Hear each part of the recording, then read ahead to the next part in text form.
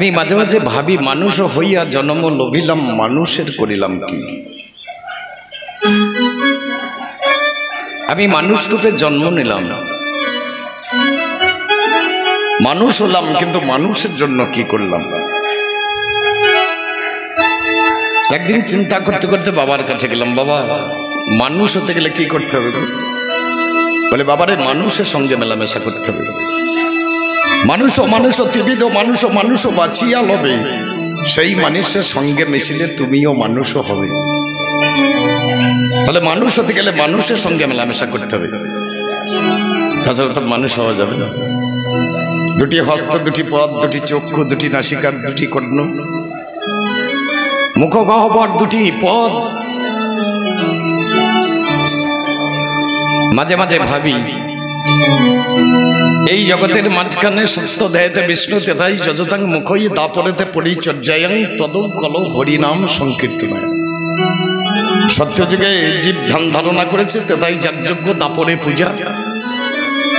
আর কলিযুগের মানুষ একবার দুটি বাহু তুলে যদি নিতাই গৌর হরিবোল বলে একবার যদি দাঁড়ায়, আপনারা যে পূজাটা করেছেন আমার মা লক্ষ্মী দেবীর পূজা,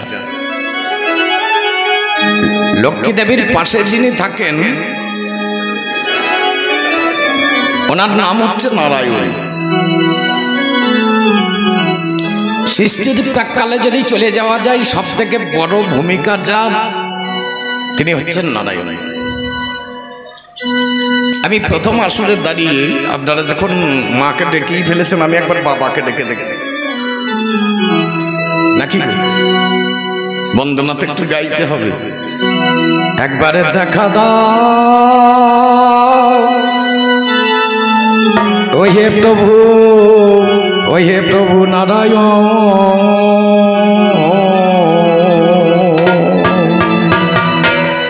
দেখা দাও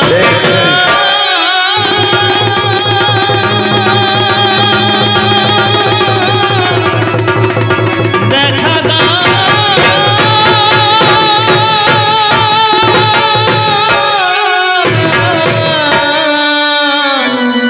প্রভু নারায়ণ, একবারে দেখা দাও প্রভু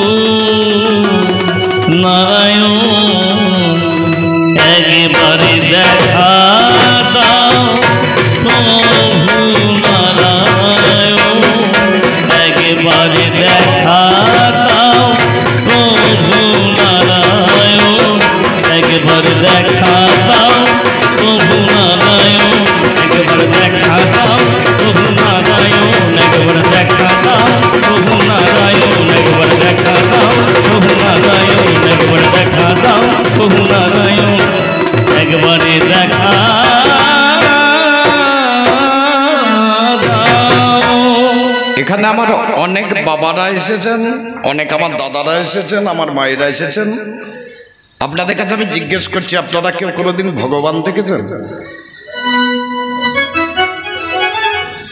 দেখেন না? দেখেন বাবা, আপনারা দেখেছেন তো ভগবান? দেখেন মা, তোমরা দেখেছো? তোমরা দেখো। আচ্ছা, যদি কেউ দেখা জিনিস ভুলে যায় তাকে কি বলে? আমরা প্রত্যেকে ভগবানকে দর্শন করেছি। আমরা যখন মাতৃগর্ভ মহাপদ্ম হেডমুন্ড উদ্ধবদে ছিলাম, ভগবান অষ্টম মাস গর্ভ অবস্থায় আমার কাছে এসেছিলেন। এলেন কেন? তিনি হলেন জগতের গুরু। মাতৃগর্ভে মহাপদ্মে মহামন্ত্র মুপাশ্রিতম তদমন্ত্র বিস্মৃত যেন গর্ভবাস পুনঃপুন। আমার কর্ণে তিনি মন্ত্র দিয়ে গেলেন। তাহলে আমি দেখলাম কবে? মাতৃগর্ভে ছিলাম। কেমন? মাথাটা নিচের দিকে, ঠ্যাং দুটো উপর দিকে। ভগবান যখন এসেছেন তখন আমি খুব ছটফট করছি ভগবানের জন্য, কোথায় রাখবো ভগবানকে। ভগবান বলছে, ব্যস্ত হতে হবে না, তোমার অবস্থা এখন ঠিক নেই, তুমি ধ্যানে আছো। ভগবান নিজে কৃপা করে সেদিন পদের উপরে বসলেন। যার জন্য দেখবেন প্রত্যেকটা মানুষ যখন প্রণাম করে পদে হাত দিয়েই প্রণাম করে। প্রণাম নেওয়ার যোগ্যকে যে পরিণাম চিন্তা করে। তাহলে আমাদের পরিণাম চিন্তা করেন কে? একমাত্র ভগবান। তিনি আমাদের জন্য তৈরি করেছেন জল, আমাদের জন্য তৈরি করেছেন আগুন, আমাদের জন্য তৈরি করেছেন বাতাস, আমাদের জন্য তৈরি করেছেন পৃথিবী, আমার জন্য তৈরি করেছেন গ্রহ নক্ষত্র ইত্যাদি ইত্যাদি। তাহলে যেখানে যা সাজে ভগবান সুন্দর করে সাজিয়ে দিয়েছে। তাহলে ভগবান দেখতে হলে মাথাটা নিচে রাখতে হবে, ঠ্যাং দুটো উপর দিকে দিতে হবে নাকি? রাধে, মাথা যতদিন নিচে থাকে ততদিনই ভগবান দেখা যায়। মাথা যদি একবার উপর দিকে ওঠে আর বাবা ভগবানকে দেখা যাবে না। যারা যেমন ভাবে নিতে পারেন তারা তেমন ভাবে নেবেন, যারা আধ্যাত্মিক জগতের মানুষ তারা তেমন ভাবে নেবেন। আমার প্রত্যেকটি কথার দুটি দিক আছে, একটা আধ্যাত্মিক, একটা বহির্জগৎ। তাহলে মাথা নিচে থাকলেই ভগবান, তাছাড়া। তার জন্য প্রথমে দাঁড়িয়েই বললাম আমাকে আর একবার দেখা দাও। একবার দেখেছি কিন্তু দেখে আমার আর মনে পড়ে না। ওরে আমি হেরি নাই তো প্রভু তোমার রূপ আমি হেরি নাই তো প্রভু, হেরি নাই তো প্রভু, ও রূপ কেমন দেখা দাও প্রভু নারায়ণ, একবার দেখা দাও প্রভু নারায়ণ, একবার দেখা দাও প্রভু নারায়ণ, একবার দেখা দাও প্রভু নারায়ণ, একবার দেখা দাও প্রভু নারায়ণ, একবার দেখা দাও প্রভু নারায়ণ, একবার দেখা দাও প্রভু নারায়ণ, একবার দেখা দাও প্রভু নারায়ণ, একবার দেখা দাও প্রভু নারায়ণ, একবার দেখা দাও প্রভু নারায়ণ, একবার দেখা দাও। এক পথিক চলেছে রাস্তায় হরিনাম সংকীর্তন করতে করতে, কেউ যদি ভগবানের নাম করে তার মায়ার বাঁধন কেটে যায়। এক মডেলের বাড়িতে একটা তোতা পাখি পোষা আছে, একটা টিয়া পাখি পোষা আছে। তা পাখিটা সাধু বাবাকে ডাকছে, ও সাধু বাবা শোনো। কাছে গিয়ে দাঁড়িয়েছে, কিছু বলবে? বলে তুমি কি বললে ভগবানের নাম করলে নাকি মায়ার বাঁধন কেটে যায়? এত ভুল কথা বললে তো হবে না। বলে কেন? বলে আমি 12 বছর ধরে খাঁচাই বন্ধ আছি, 12 বছর ধরে রাধা কৃষ্ণের নাম ছাড়া আমি কিছু জানি না। সামান্য একটা শিকলের বাঁধন কাটে না ভগবানের নামে, আর তুমি বলো কিনা এত শক্ত বাঁধন, মায়ার বাঁধনটা কেটে চলে যাবে। সাধু বাবা একটু হেসে দিলেন, বলে বাবারে সাধুগুরু বৈষ্ণব এরা কোনোদিন মিথ্যা কথা বলে না। বলে আমি কি নাম করি নাই? বলে নাম করেছো, কিন্তু নাম তো হয় না। নাম হয় মনে, নাম হয় বনে, আর নাম হয় ঘরের কোণে। তাহলে হরি নাম হয় নাই, তুমি তো ঘরের কোণে যেতে পারবে না, কারণ খাঁচার মধ্যে বন্ধ আছে। বলে কি করে হরিনাম গাইবে? বলে সে দেশের উল্টো কথা, ফুলে খাই ফলের মাথা, হুঙ্কারে ঝুলছে লতা আজব তরু তলে। সে দেশটা বাবা উল্টো দেশ, এক যাচ্ছে মজার দেশ, সব রকমের ভালো। রাত্রিতে বেজাই রোদ, দিনে চাঁদের আলো, আকাশ সাতা সবুজ বরণ, গাছের পাতা নীল, ডাঙাই চড়ে রুই কাতলা জলের মাঝে চিল। সে দেশ বাবা উল্টো দেশ। ও দেশে রাত্রিবেলায় সূর্য ওঠে, রোদ দেয়, আর দিনের বেলায় চন্দ্রের কিরণ দেখা যায়। ও দেশ বড় আনন্দের দেশ, ও দেশ আধ্যাত্মিকতার দেশ, ও দেশের দাম আছে। বলে তাহলে কি করব? বলে তোর তো হরিনাম খাঁচাই বন্ধ আছিস, তুই তো বনে যেতে পারবি না। বলে না, তাহলে কোথায় করব? বলে ঘরের কোনেও তুমি যেতে পারছো না, এক কাজ করো, খাঁচাই বসে বসে মনে মনে একবার হরিনাম করো, একবার ভগবানের নাম করো। তবে একটা কথা মনে রাখবে, প্রতিদিন তো সোজা হয়ে বসে বসে করলে আজ একটু ঠ্যাং দুটো উপর দিকে তুলে দেবে, চিত হয়ে পড়ে যাবে। চঞ্চুটা নড়বে না, অর্থাৎ ঠোঁটটা নড়বে না, পাখা দুটি নড়বে না, পদগুলো নড়বে না, চোখটা খুলবে না। বলবে ঠিক আছে। সাধুর কথা মতো পাখিটা পড়ে গেল চিত। সকালবেলায় যখন মালিক এলেন, অন্তর অন্তরে জপছে ভগবানের নাম। সকালবেলায় মালিক এসে দেখছে আমি 12 বছর ধরে পাখিটাকে কত যত্ন করে খাওয়া দাওয়া করে পুষে রাখলাম, মরে গেল। মালিক নিজে খাঁচার দরজাটা খুলে দিয়ে পাখাই ধরে বের করে টান মেরে ছুড়ে দিলেন। পাখি উড়ে চলে যাবে। আমরা এই যে সংসার খাঁচাই বন্ধ আছি, আমাদের চারজন মালিক, প্রথম মালিক নারায়ণ, দ্বিতীয় মালিক রাম, তৃতীয় মালিক কৃষ্ণ, আর চতুর্থ মালিক হচ্ছেন গৌরাঙ্গ মহাপ্রভু। আমরা যদি ওইভাবে একবার নাম করতে পারি, আমাদের এই চার মালিকের মধ্যে এক মালিক এসে আমার হাতে ধরে ভগবানের শ্রীচরণ প্রান্তে নিয়ে গিয়ে আমি গর্ভবাসে ছিলাম খড়গরূপ ধরি, সেদিন তুমি দেখা দিয়েছিলে হরি। আমি গর্ভবাসে ছিলাম খড়গরূপ ধরি, সেদিন তুমি দেখা দিয়েছিলে হরি। আরে একবার দেখাও রূপের মাধুরী, আরে একবার দেখাও রূপের মাধুরী।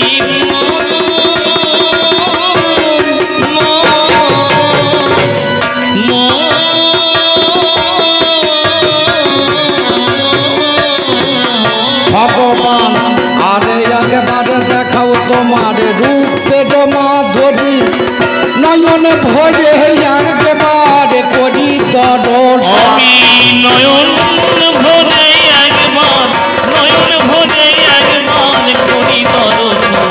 দেখা দাও প্রভু নারায়ণ, একবার দেখা দাও প্রভু নারায়ণ, একবার দেখা দাও প্রভু নারায়ণ, একবার দেখা দাও প্রভু নারায়ণ, একবার দেখা দাও প্রভু নারায়ণ, একবার দেখা দাও প্রভু নারায়ণ, একবার দেখা দাও প্রভু নারায়ণ, একবার দেখা দাও প্রভু নারায়ণ, একবারে দেখা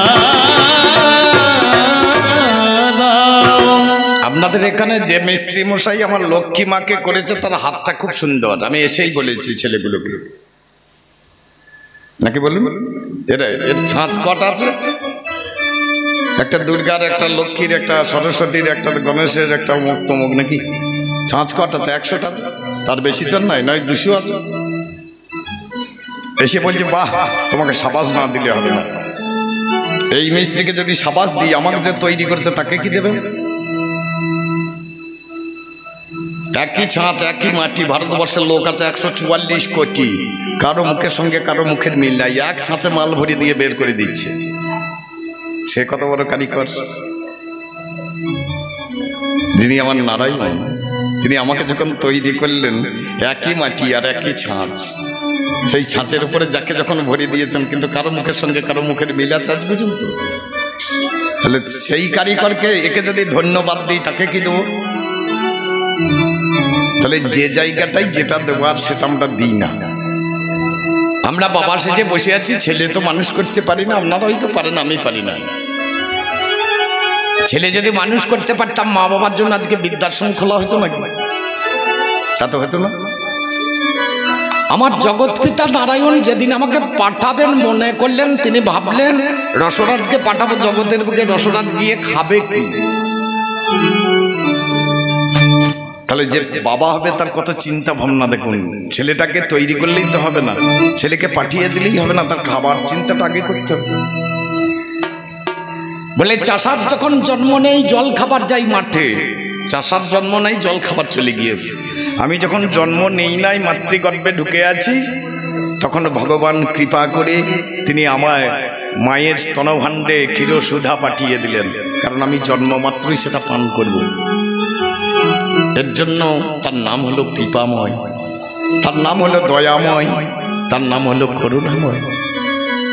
তুমি খোদাই যোগাও অন্ন, পিপার সাথে জল, অনাথে বিনাথে ঠাকুর দুর্বলের বল। তুমি খোদাই যোগাও অন্ন, পিপাসাতে জল, অসহায়ের সহায় দুর্বলের বল। তুমি যে আমার ভরসাকে বল, তুমি যে আমার ভরসাকে বলে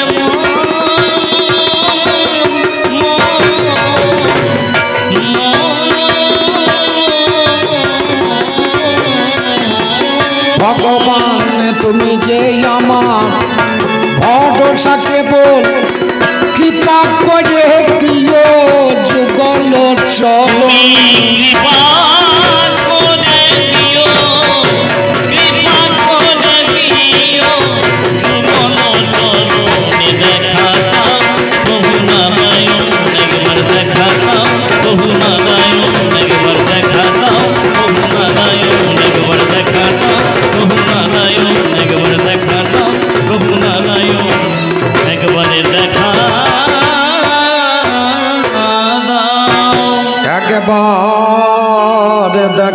দাও দেখা দাও ভাই ভাই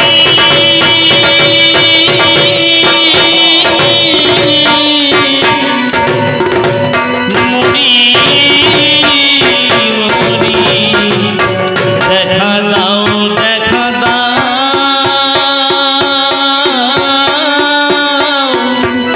দেখা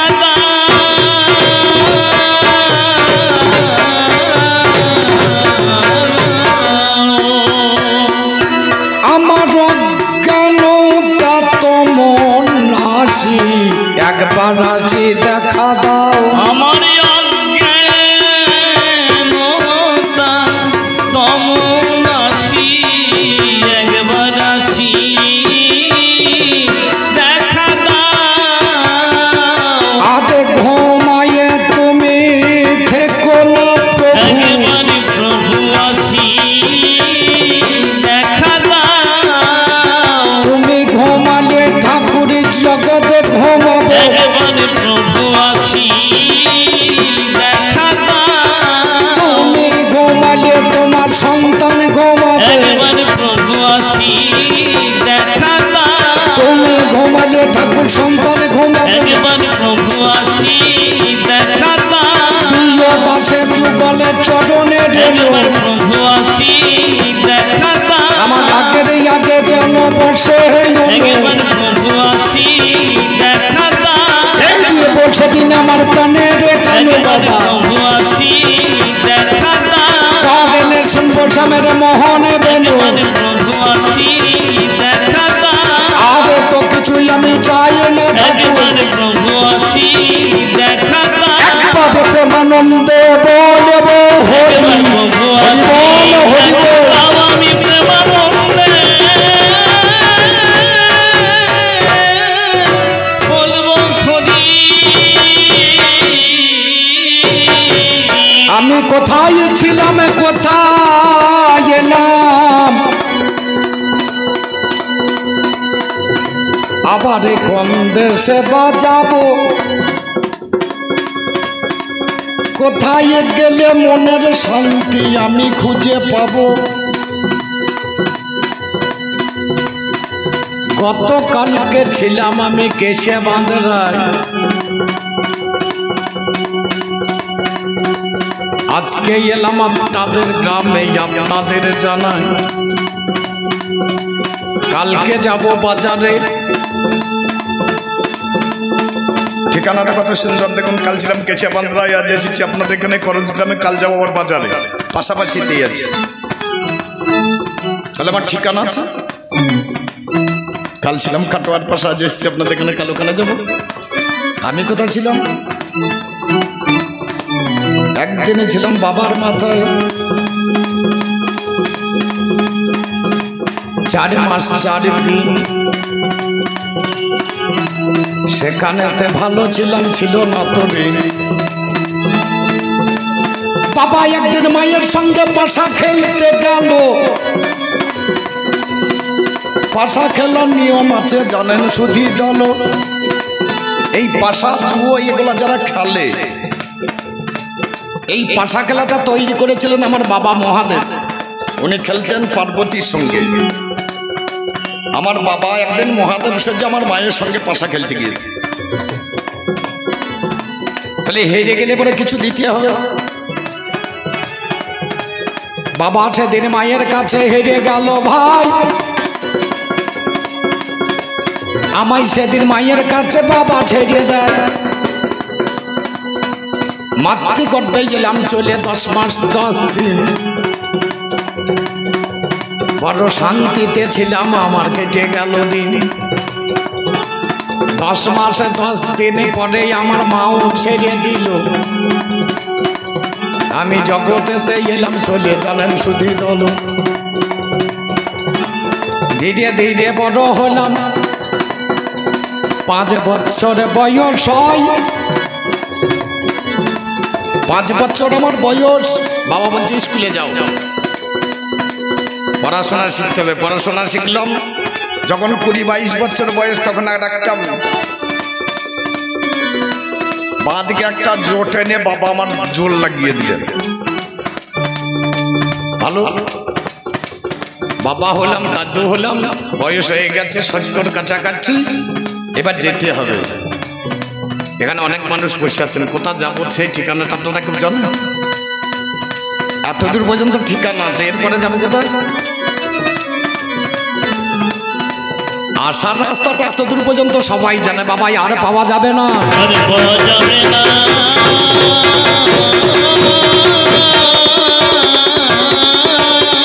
ওই খবরটা বলতে পারি না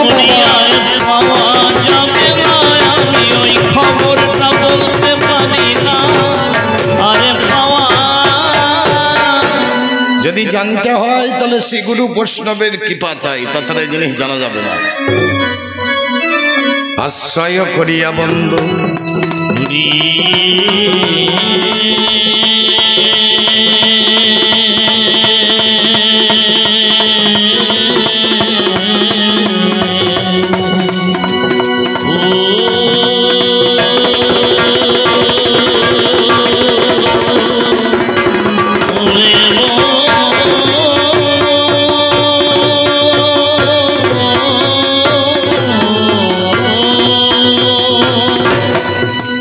আশ্রয় করিয়া বন্ধ শ্রীগুরু চরণ, যাহা হইতে বিঘ্ন নাশে অভীষ্ট পূরণ। যদ্যপি গুরুই আমার সুখের বাড়ি যায়, তথাপি ওই আমার কাছে নিত্যানন্দ রায়। গুরুকে মনুষ্য জ্ঞানে না করো কখন, গুরু হলেন স্বয়ং ব্রহ্ম সেই জনার্দন। গুরু কৃষ্ণ অবেদাত্মায় এক করে মানো, সেই গুরুর কৃপা হলে পাইবে সন্ধান। সেই গুরুর চরণ এখন করি গই আশ্রয়, আমি গুরু চরণের শরণে করি আসরে দান। লইয়ে গুরু তব নাম আসরে মাঝে দাঁড়াইলাম।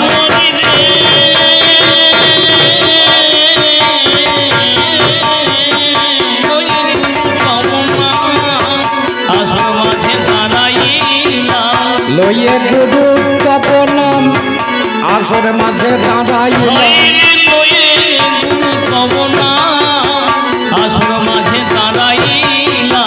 পারে হতে হবে সিন্ধু পারে, পারে হতে হবে সিন্ধু পানি। দেখো যেন গুরু ডোবে না তুমি, দেখো যেন গুরু ডোবে না, ওরে দেখো যেন গুরু ডোবে না তুমি।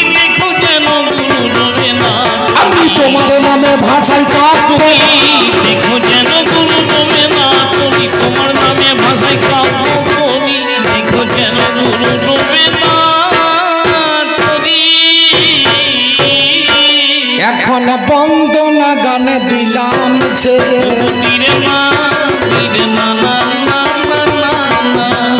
প্রথম পিতা মাতার চরণের শরীর।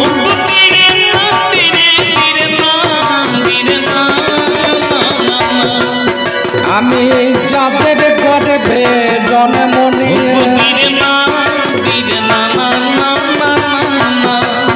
বাবা করি পেশাদার।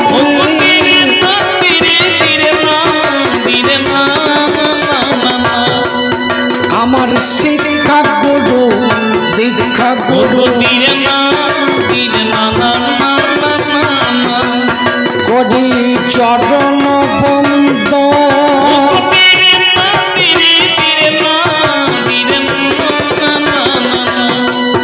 আমার জ্ঞানে আধার ঘুচাইয়ে, ফোটায় গানের নয়।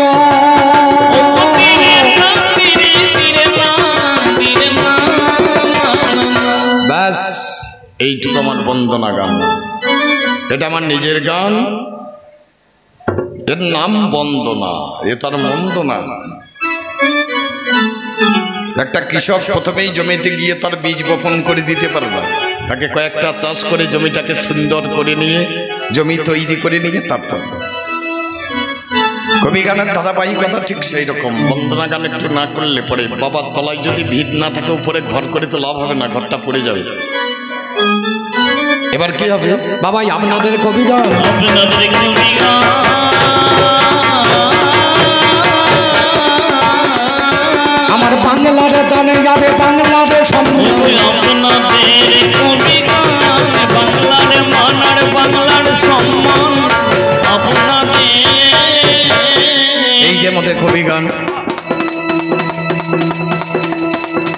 জানেন শ্রোতা মণি মতিমান এ গান কত কাব্যরসে ভরা। বাংলার ঐতিহ্য যত কবি গানে আছে তত মিলবে না এ সোনার বাংলা ছাড়া। বাংলায় আমার নিঃস্ব নয়,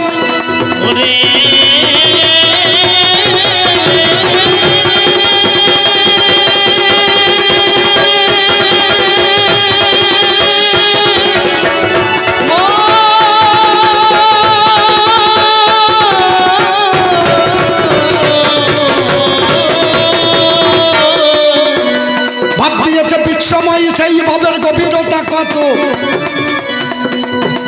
আমরা পেয়ে শ্রোতা লক্ষ্যে লক্ষ্যে কবি গানে উপলক্ষে কিছু কিছু করিয়ে থাকি জ্ঞাত। এই যে আমাদের কবি গানে এক দলে হবে না, যার জন্য দুই দলকে করিয়ে থাকে বাই না। রাস্তা কটা যদি সুজনে সুজনে চলাফেরা করে রাস্তা হবে তিনটে, আর সুজন আর কুজন দুজন যদি চলাফেরা করবে রাস্তা হবে দুটো, আর যদি দুটোই কুজন চলাফেরা করবে তখন রাস্তা হবে একটা। যদি বলেন কি করে হবে, সুজনে সুজনে চলাফেরা করলে রাস্তা হয় তিনটি। একটা ধানের আলি মনে করেন চলে যাচ্ছে, দুজন সুজন ব্যক্তি, এদিকে এক সাধু বাবা ওদিকে এক সাধু বাবা, দেখবেন দুজনেই ধানের জমিতে নেমে গিয়েছে, মাঝখানে রাস্তা পড়ে আছে। উনি ভাবছে ওর কষ্ট হবে, ও ভাবছে এর কষ্ট হবে, দিয়ে দুজনেই ধানের জমিতে নেমে গেছে। তাহলে কটা রাস্তা হলো? দুই পাশে দুটো আর মাঝখানে একটা। সুজনে সুজন হলে রাস্তা হবে তিনটি, আর সুজন আর কুজন যদি হয় রাস্তা হবে দুটো। যে কুজন ব্যক্তি সে তো রাস্তা ছাড়বে না, যে সুজন ব্যক্তি সে দেখবে কষ্ট হবে, ছেড়ে দেবে।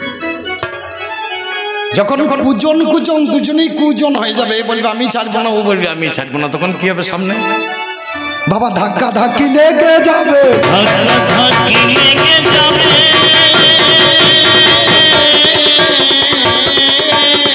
এই যে রাস্তাটা, এই রাস্তাটাই কবি গানের রাস্তা। এই গানেই আছে দলাদলি।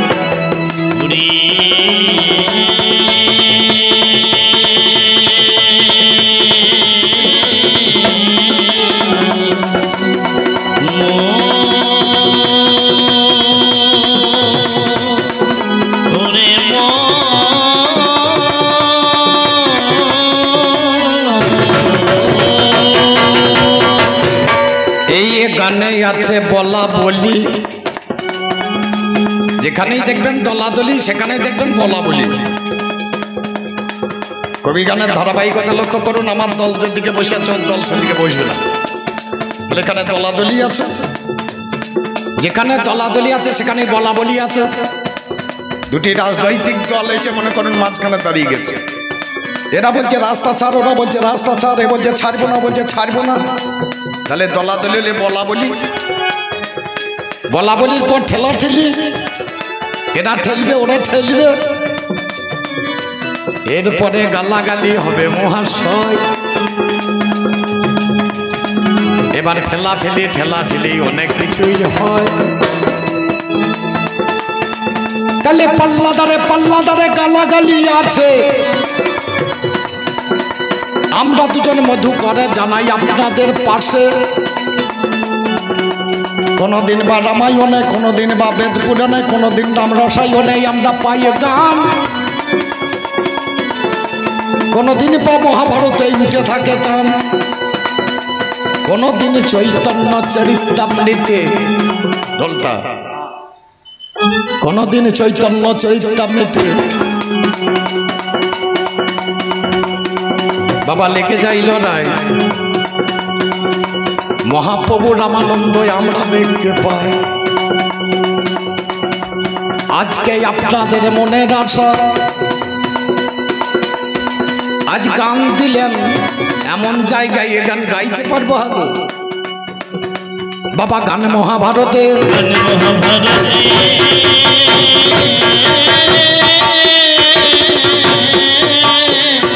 নামে আমার রসরাজ, রসুলপুরে বাড়ি, নামে আমার রসুলপুরে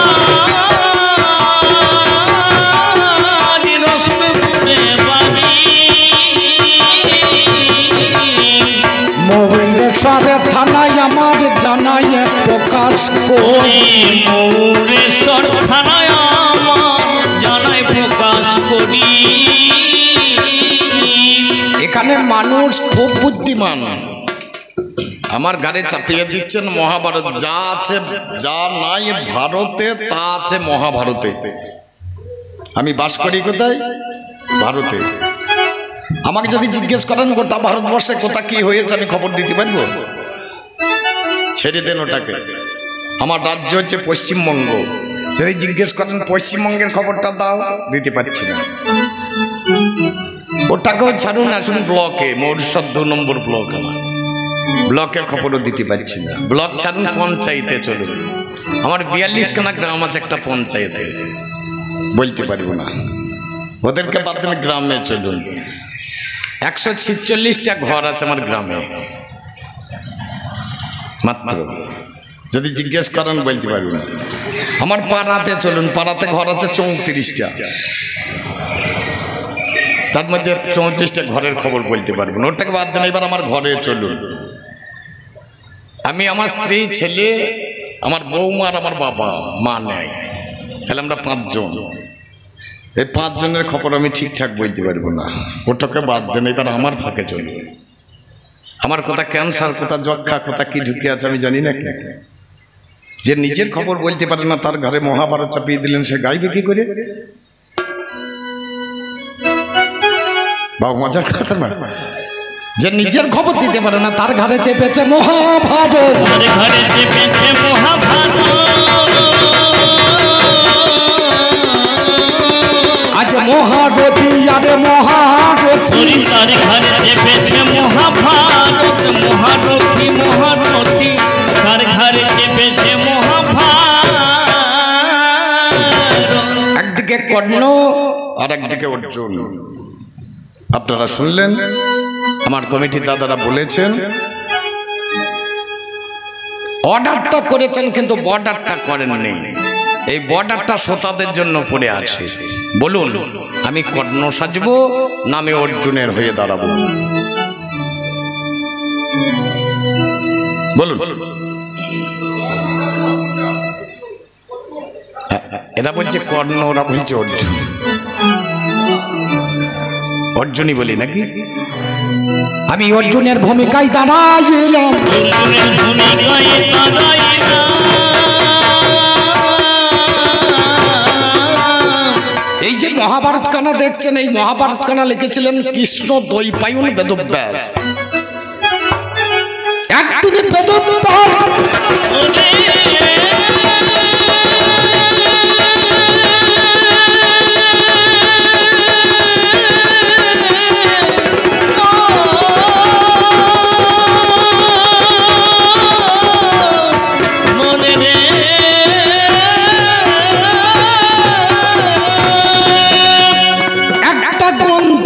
কথা ভাবলো, কোনে জনে লেখক হবে খুঁজিতে লাগিল। শেষকালে গণপতি নামে ছেলে পাই, যাকেই আমরা গণেশ বলি, জানেন মহাশয়? কাছে গিয়ে দাঁড়িয়ে বলছে, গণপতি মহাশয়, একটা গ্রন্থ আমি ভেবেছি আপনি লিখে দেবেন, বলে দেব। কিন্তু একটা কথা মাথায় রাখবেন, আমি লিখতে লাগলে আমার আর কলম থামবে না। বেদব্যাস বলেন, ঠিক আছে, আপনার শর্তটা আমি মেনে নিলাম, আমার শর্তটা আপনি মেনে নেন। বলে বলুন। বলে আমি যে কথাটা বলবো তার মানে বুঝে তারপরে লিখবেন। 2 জনে বসে পড়ে, আমার আদি পর্ব এলো। 18টি পর্বই আছে, জানেন শুধু দল। প্রথম পর্বে হাত দিয়েছে আমার বেদব্যাস যিনি, ও বাবারে লিখে চলে গণপতি চিনি। লিখছেন, অনেকটা বলতে বলতে গণপতি দেখছে একে তো পরাস্ত করা যাচ্ছে না। গণপতির 4টি হাত, 2টি হাতে 2টি কলম ধরেছে, লিখে দিচ্ছে। বেদব্যাস দেখছে আর তো বলতে পারবো না, বলতে বলতে বলছে যুধিষ্ঠির জাতা কন্যা নকুলেন বিবাহিতা সহদেব পূজিতা কন্যা সা কন্যা বরদা ভবে। যখনই লিখে দিয়েছে কলমটাতে বলে আরে লিখতে পারবো না, আরে লিখতে পারবো না।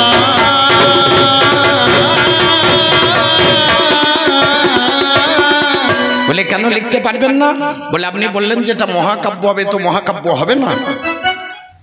আপনি বললেন যুধিষ্ঠির জাতা কন্যা যুধিষ্ঠিরের মেয়ে নকুলেন বিবাহিতা নকুলের সঙ্গে বিয়ে হবে, সহদেব পূজিতা কন্যা। আবার বলছেন সহদেব মেয়েটাকে পূজা করবে, সা কন্যা বরদা ভবে। এর মতো মেয়ে জগৎ আর আসবে না, আসবে না, আসবে। বেদব্যাস হাসতে লাগলেন বসে বসে। বলে আমি যদি একটু বুঝিয়ে দিই আপনাকে। বলে যদি বুঝতে পারি আবার লিখবো। বলে আচ্ছা গণপতি মহাশয়, পৃথিবীর মাঝখানে শুধু একজনের নামই কি যুধিষ্ঠির হবে, আর কারো নাম থাকতে পারে না? বলে হ্যাঁ পারে। বলে কার নাম? বলে আপনার দাদু ভাই। বলে আমার দাদু ভাই আপনার বাবার, আপনার বাবার শ্বশুর মশাই, আপনার মায়ের বাবা। বলে আমার মায়ের বাবার নাম তো হিমালয়। বলে জিজ্ঞেস করে দেখুন আপনার দাদু ভাইয়ের নাম হচ্ছে যুধিষ্ঠির। তাহা হইতে জাত যে কন্যা। বলছে আমার মা। বলে তোমার মায়ের বিয়ে হয়েছে কার সঙ্গে? বলে আমার বাবার সঙ্গে। তোমার বাবার নাম ভোলানাথ, তোমার বাবার নাম শিব, তোমার বাবার নাম মৃত্যুঞ্জয়। অনেক নাম বললে, নীলকণ্ঠ, কিন্তু ওই নামটা জানে না। বলে তোমার বাবাকে জিজ্ঞেস করো, তোমার বাবার একটা নাম আছে নকুল।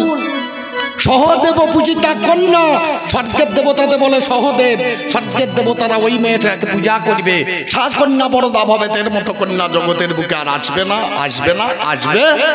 বাবাই আবার কলম ধরিয়েছে, আমার কলম ধরেছে।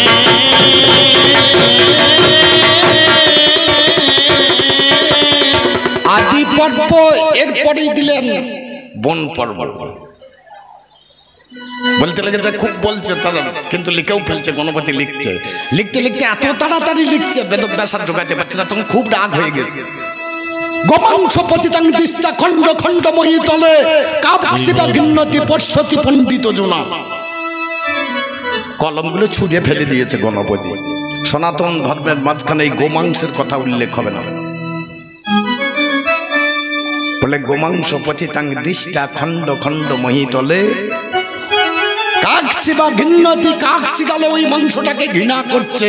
নিচ্ছে কারা? যারা পণ্ডিত ব্যক্তি। গণপতি বলছে আমি ঠিক বুঝতে পারলাম না, আপনি যা বলেছেন আমি কলম ফেলে দিই। বললে গোমাই পর্বতের অংশ শালগ্রাম শিলারূপে জগতের বুকে খণ্ড খণ্ড হয়ে পড়ে যাবে। কাক শিগালের মর্ম বোঝে না। কোনোদিন শুনেছেন নাকি বাবার কালে যে কাক শিগালে মাংস খায় না? এ হচ্ছে শালগ্রাম শিলা। গোমাই পর্বতের এই অংশ খণ্ড খণ্ড রূপে পড়ে গেল জগতের মাঝখানে। কাক শিগালে এটা বুঝলো না। বুঝলো কারা? যারা পণ্ডিত ব্যক্তি মাথায় করে তুলে নিয়ে এসে সিংহাসনে বসিয়ে গঙ্গা জল তুলসী দিয়ে লিখতে আরম্ভ করলেন। দুটি এই মহাভারত খানা লিখতে গিয়ে বেদব্যাস 8000 ব্যাসকোট দিয়েছে, তার মধ্যে দুটো শোনালাম। প্রয়োজন হলে আরো শোনাবো, প্রয়োজনে হলে আরো শোনাবো। এই ব্যাসকুটগুলো আপনি যদি মহাভারত পড়েন সেখানে পাবেন না। ব্যাসকুট বলে আলাদা একটা গ্রন্থ আছে, তাতে 8000 শ্লোক আছে। শুধু ব্যাসকুটি ভরা আছে, তাতে অন্য কিছু নাই। এই মহাভারতের মধ্যে লিখতে লিখতে তিনি 60 লক্ষ শ্লোকে লিখে দিলেন মহাভারত। 30 লক্ষ দিলেন দেবলোকে, 15 লক্ষ দিলেন গন্ধর্বলোকে, 14 লক্ষ দিলেন পিতৃলোকে। তাহলে 59 লক্ষ চলে গেল। আমাদের জন্য থাকলে 1 লক্ষ। আপনাদের পাশে সিঙ্গি নামে যারে কাশি নামে দাস মহাশয়। মহাভারত খানা বাবাই অনুবাদে করে দেয়। বাংলাতে অনুবাদ তিনি করতে পারলেন না, কিছুটা লিখে দিয়ে পরলোক গমন করেছেন তিনি। আপনাদের আছে জানা? আদি বনে বিরাট পর্ব লিখে কিছু দূর কাশিরামের দাস মহাশয় গেলেন স্বর্গপুর। এরপরে তার ভ্রাতুষ্পুত্র গদাধর জন্ম। মহাভারত খানা লিখে দিলেন, আপনাদের জানালাম। প্রতি পরিচ্ছেদে লেখা আছে মহাভারতের কথা মৃত্যুর সমান। কাশিরাম দাসে কহে শুনে পূর্ণ। কথাটা শুনতে খুব ভালো লাগে। মহাভারতের কথা অমৃত সমান, কাশিরাম দাস কয় শুনে পুণ্যবান। আর যারা বলে, যারা শোনে তারা পুণ্যবান, কিন্তু যারা বলে, মহাজন কত সুন্দর করে কথাগুলো লিখে রেখেছে দেখুন। সেই বিষয়ের উপরে দাঁড় করিয়ে দিয়েছেন একদিকে কর্ণ আর একদিকে অর্জুন। আজ দুটি ভাই এই আলোচনা, এখন অর্জুনের নামটা ধরি।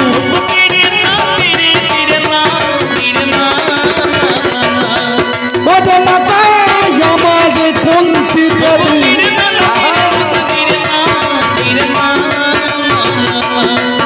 আমি জানাই প্রকাশ করি।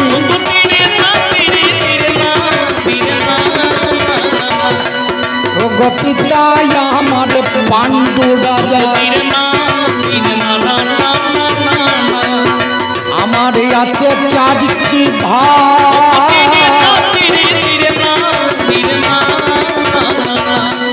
ওরে বিপক্ষে কর্ণকে আমি দেখিবারে পাই।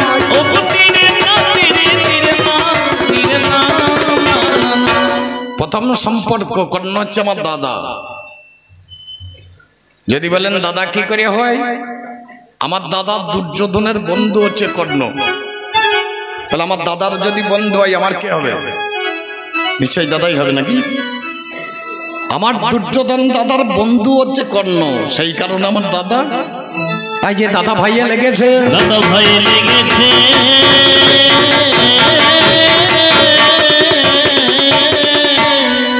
তাহলে পর্ব আছে অনেকগুলো, আদি, বন, বিরাট, উদ্যোগ, সব পর্ব চলে যাচ্ছে। বিশ্ব পর্ব চলে যাচ্ছে, কর্ণ পর্ব, দ্রোণাচার্য পর্ব চলে যাচ্ছে। আজ আলোচনা কোথায়? 18 দিনের বেশি যুদ্ধ হবে না। এই 18 দিনের বেশি কুরুক্ষেত্রের মাঠে যুদ্ধ হবে না। দিন ও দশানি ভীষ্মেন ভরদ্বাজ চ পঞ্চমে দিন ও দয়ন্ত কর্ণ শল্য সাধ্য দিন তথা অর্ধ দিন তু গদা যুদ্ধ ভারত মেতদ মুচ্যতে। এই 18 দিন যুদ্ধ। 10 দিন করেছিলেন ভীষ্ম, 5 দিন করেছিলেন দ্রোণাচার্য, 2 দিন করেছিলেন কর্ণ, অর্ধেক দিন শল্যরাজ আর অর্ধেক দিন গদা যুদ্ধ। তাহলে 18 দিন। এই যুদ্ধের একটা নিয়ম কানুন আছে। এই যুদ্ধ আগে থেকে ঘোষণা হয়ে আছে। এই যুদ্ধ হচ্ছে ধর্মযুদ্ধ। এই যুদ্ধ বহু আগের দিন তারিখ সব ঠিক করা আছে। হেমন্ত প্রথম মাসে শুক্ল পক্ষে ত্রয়োদশী পবিত্র ভারতং যুদ্ধ যম নক্ষত্র দৈবতে। হেমন্তের প্রথম মাসে ত্রয়োদশীর দিনে যুদ্ধ শুরু হবে, অমাবস্যার দিনে যুদ্ধটা শেষ হবে। এই 18 দিন যুদ্ধ। তার মধ্যে আলোচনা কোথায়? বাবা এক এক করে 16 দিন যুদ্ধ পেরিয়ে গেছে, আজ 17 দিনের দিনে যুদ্ধ। আজ দৈরথ সমরে আজ অর্জুনের সঙ্গে কর্ণের দেখাশোনা। এইখানে দাঁড়িয়ে আজ গানের আলোচনা। এই কবিগান গাইতে গেলে কবিগানটাকে বর্ধিত করার জন্য 2-1টা জিজ্ঞাসাবাদ করতে হয়। একদিকে রথে আমি,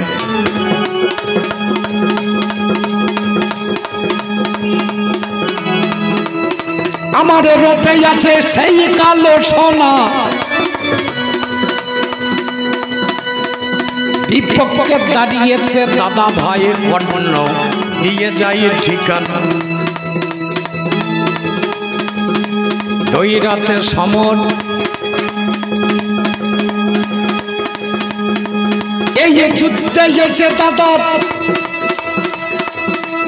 ওরে রথের চাকা বসল,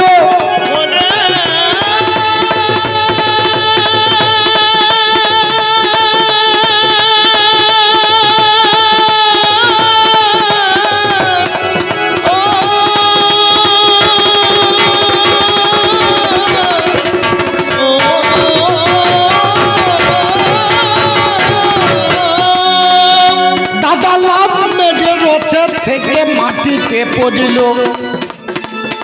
আমি দেখতে পাচ্ছি দাদার রথের চাকাটা মেদিনী গ্রাস করেছে। দাদা লাভ মেরে রথে থেকে নিচে নেমেছে।